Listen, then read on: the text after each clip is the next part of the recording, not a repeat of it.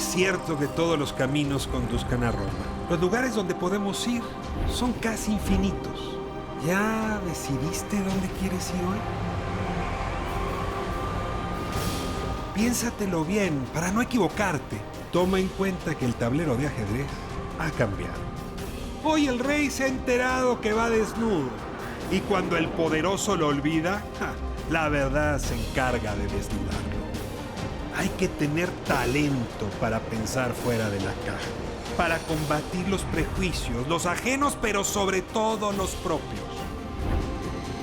Cada quien posee una pieza única del rompecabezas. Por eso intentamos dialogar, para armarlo juntos. La palabra nos libera y la conversación nos empareja. Aquí no hay lugar común. Hoy no hay lugar común. Tiene a Ramón Vargas aquí. Lo tengo frente a mí.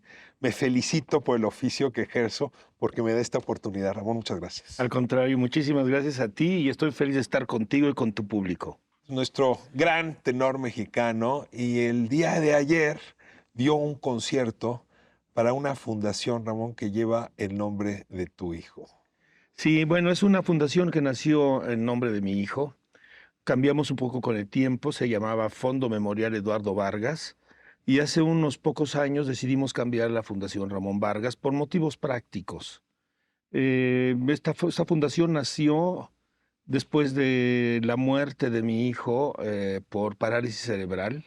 Tu hijo nace con parálisis cerebral. Nace con parálisis cerebral, digamos, no tuvo un parto difícil mi esposa y en ese momento él queda afectado por una hipoxia, una falta de oxígeno al momento de nacer, y quedó con una paraplegia bastante severa que lo llevó a los poco menos de 7 años fallecer.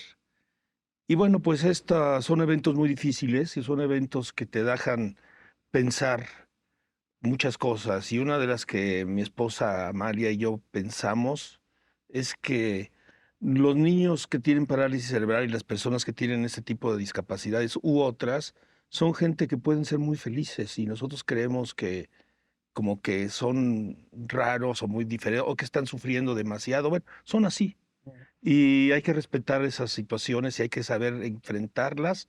Y nosotros pensamos que un modo de enfrentarlas era ayudando a otros niños como Eduardo. Es una decisión que toman Amalia y tú de trascender el dolor y volverlo otra cosa. Yo te rogaría un poco si nos cuentas aquí con el auditorio cómo fue esa conversación entre Amalia y tú de vamos a dar el siguiente paso, vamos a honrar la memoria de Eduardo. Pues sí, mira, eso que tú dices es un tema difícil, porque desde luego que la muerte de un hijo es incomprensible. La muerte de un niño no tiene forma de entenderse. El, de hecho, no existe esa palabra en la lengua, No. ¿no?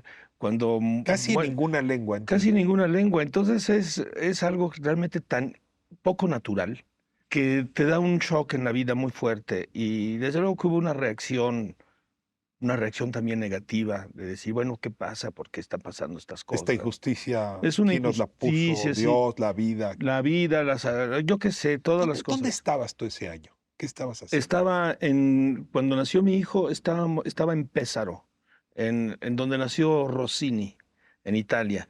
Y yo estaba cantando en el Festival de Pesaro y nos hizo muy fácil decir, vamos a hacer que nazca nuestro hijo en Pesaro, porque finalmente el parto es algo relativamente natural. Mi madre tuvo 10 hijos, ¿no? Y todos nacimos bien, ¿no? Y en otras épocas, ¿no? Pero bueno, mira, la vida y te tiene sorpresas y te tiene cosas que tú no esperas, ¿no? Y hay que saber enfrentarlas y eso fue. Muchas niñas y niños, después de la memoria de Eduardo, se han beneficiado de esta fundación. Pudiste haber hecho una fundación para donar instrumentos musicales, para hacer coros, para enseñar a cantar ópera. Tú hiciste no, acompañar a las niñas y los niños en lo que les hace falta. Y ahora pensar cómo se hizo la fundación, cómo se concibió y quiénes han sido los beneficiarios de la vida de Eduardo. Bueno, mira, fue un proceso. Yo tengo mi querido primo Javier Vargas, que es una persona que está metida en la vida, del ámbito social de toda la vida. Y Antes de que muriera Eduardo, habíamos ya hablado de este tema, de este contexto social, de solidaridad social, que es sumamente importante en nuestra sociedad, en todas, pero nuestra sociedad mexicana es una sociedad muy inmadura en este aspecto. Los mexicanos somos un pueblo muy generoso, pero sobre todo en momentos de gran dramaticidad. O sea, en un temblor corremos a ayudarnos, Ayudar, nos pero en la vida quitamos, cotidiana no. exactamente, nos quitamos el pan de la boca para darlo a alguien que lo necesita, pero en emergencias. No tenemos esta forma de pensar de solidaridad hacia social, ¿no? Algo que sea preventivo Y que y sea tenga y permanente. que tenga todo un contexto, ¿no? Y esto para nosotros ha sido muy importante porque lo que nosotros hacemos, lo hacemos a través de las comunidades. Es decir, no apoyamos a niños y niñas específicamente a ellos, sino sobre todo a sus familias, porque son los que más afectados quedan. Las familias, las mamás que tienen niños con discapacidades sufren de un gran trauma, de un complejo de culpabilidad. El padre también, muchas familias se separan. Hay unas estadísticas muy alarmantes sobre esto. No resiste la familia No el resiste, la golpe. mamá no supera, el papá tampoco, los hermanos le dan mucha atención, los ¿Pero hermanos qué hay tipo también de apoyo? tensiones. ¿Estás hablando psicológico, emocional, Eh, económico, todo junto? todo junto, vamos, médico, nosotros vamos a las comunidades, reforzamos a las comunidades para que las familias, para que los chicos y las chicas con discapacidades sean aceptados socialmente, que es otro tema, ¿eh? Es un, podríamos hablar Sí, la muchísimo de este margina. tema. No solamente son chicas y chicos con parálisis cerebral. No nada más, son con discapacidades. Ayudamos a gente que tienen problemas de visión, a ciegos. Tenemos un equipo de fútbol, de Personas furcho, ciegas. sí, que juegan con una pelota que hace ruido. Y son jugadores de fútbol excelentes. Y bueno, tenemos varios proyectos. Ayudamos a comunidades muy necesitadas en Oaxaca, en Chiapas. ¿Tienes la impresión, decías que la cultura mexicana, un poco del apoyo solidario, le falta evolucionar, pero tú tienes la sensación de que es igual en todo el país o te has encontrado con que hay más necesidades en algunas regiones? No, yo creo que hay algunas regiones definitivamente más pobres, ¿Qué son cuáles? que son Chiapas, que son Oaxaca, Tlaxcala y algunas otras. El abandono de las chicas y chicos con discapacidad y es mayor. Sí, porque tú puedes pensar que ya una persona con discapacidad es una situación muy difícil de enfrentar, pero enfrentarla en la pobreza o enfrentarla en la miseria Ah, es más grave. Entonces, a los chicos que tienen discapacidades, que les puedes ayudar dándoles un poco de terapia física, no los dejan abandonados, están abandonados porque los papás trabajan, los hermanos también, y son 4, 6, 7 hermanos. Es muy difícil. ahora, financias la fundación, desde luego, con tu propio trabajo y algunos conciertos. Sí, El día de ayer fue justamente, y me gustaría hablar un poco del título, pero hablemos primero del concierto Tiempo de Armonizar. tiempo de armonizar. Subiste a Fernando Lamora contigo, o sea que sí es un lujo lo que ocurrió ayer, y está también Leticia de Altamirano. Cuenta un poco del concierto de ayer, cómo se liga justamente con el trabajo de la fundación. Pues mira, queríamos celebrar 20 años de la fundación, que no pudimos hacerlo por el problema de la pandemia. Nuestra fundación nació el año que murió nuestro hijo Eduardo, en el año 2000. Por lo tanto, en el año 2020, pues eran 20 años, Ah. pero nos cayó la pandemia y nos estuvimos posponiendo. Ya pasaron 3, entonces ya no podemos celebrar 20. Mejor vamos a ¿No pensar en celebraron los 23? Está 25, bien, ¿no? ok, está muy bien. Entonces hicimos este concierto eh, como apoyo a la fundación y también para celebrar, porque finalmente hay que celebrar más de Claro, 20 años de de trabajo. trabajo cotidiano. Y Sí, tiempo de armonizar. Me pregunto, ¿a este país le falta armonizarse? Sí. ¿Tiempo de armonizar las voces de ustedes? ¿O tiempo de armonizar el trabajo artístico con el trabajo filantrópico? ¿Tiempo de armonizar qué? mira, tú encontraste muchas vertientes para este título y es verdad. Creo que la música es una de las formas humanas más completas y más complejas que hay.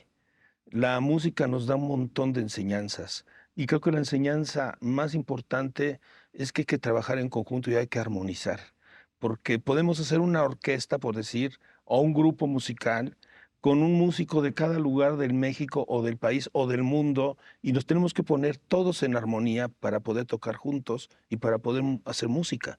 Y eso es una enseñanza que prácticamente solo la música nos da. Cuando no armonizas en música, tienes ruido. La Así diferencia entre el ruido y la música es la armonía. es la armonía. En tener, es casi matemática, ¿no? Es de tener todo en conjunto que funcione. Y yo creo que la sociedad debe de funcionar así. Yo creo que las sociedades deben de funcionar en armonía. ¿Te angustia que a México le falte armonía? Mucho, mucho, porque yo no había visto a un México nunca tan polarizado como estamos ahora, entre ricos y pobres, entre buenos y malos, entre eso no es verdad, porque ni los ricos son malos, ni todos los pobres son buenos, ni todos los pobres son buenos, ni todos los ricos son malos. Es decir, estamos metidos en un proceso que no Es una mentira que no nos permite vivir en paz. no debemos permitirlo porque no somos eso, no somos un modo de pensar nada más, somos un complejo, somos una cultura que ha funcionado por muchísimos años, que ha evolucionado, pero que efectivamente en México, y yo creo que es verdad, en México tenemos un problema ancestral de madurez social. Somos un país, somos, somos un señor como México, es un señor maduro que piensa como un adolescente a muchos momentos. Entonces, Qué fuerte lo que estás diciendo. no tenemos esa madurez del hombre que dice, yo tengo ya una experiencia porque soy un pueblo Una con cultura mucha ancestral, sabia. pero de repente nos salen cosas de niño, ¿no? De muchachito, decir, no, pero ahora no quiero hacer esto, ¿no? Y no me importa, me voy a rebelar y voy a... y yo creo que eso es una situación muy Pero grave. eso pasa con los hombres adultos, tú y yo somos, que no resolvieron algo en su infancia o en su adolescencia. Déjame Absolutamente. cerrar con eso, ¿no? Si tú tuvieras el poder de resolver eso que en la infancia no se resolvió, ¿qué harías? Yo creo que tenemos que buscar cómo resolverlo, pero tenemos que buscarlo cómo resolver como la música nos enseña, armonizando y poniéndonos de una manera muy evidente, expuestos a que cuando las cosas no salen bien, no salen bien. Es como cantar una canción y si estás desafinado, te desafinas y se nota que estás desafinado, por más que te quieran ayudar y te pongan la guitarra, ¿no? Es decir, si tenemos que tener esa honestidad de buscar las respuestas como la música nos lo enseña con honestidad. Y yo diría también con la generosidad de don Ramón. Muchas gracias. Gracias por traer la generosidad a este país, porque nos da tono. Y cómo nos hace falta un tono como el que acabo de escuchar en esta conversación. Ramón Vargas, muchísimas gracias. No, al contrario, muchas gracias. Felicidades por la Gracias. fundación, por sus 23 años, sus 25, y que sean muchísimos más. Gracias. Y un abrazo muy fuerte, Amalia. Gracias. Nos vemos la próxima semana, 11 de la noche, aquí en ADN 40. No hay lugar común.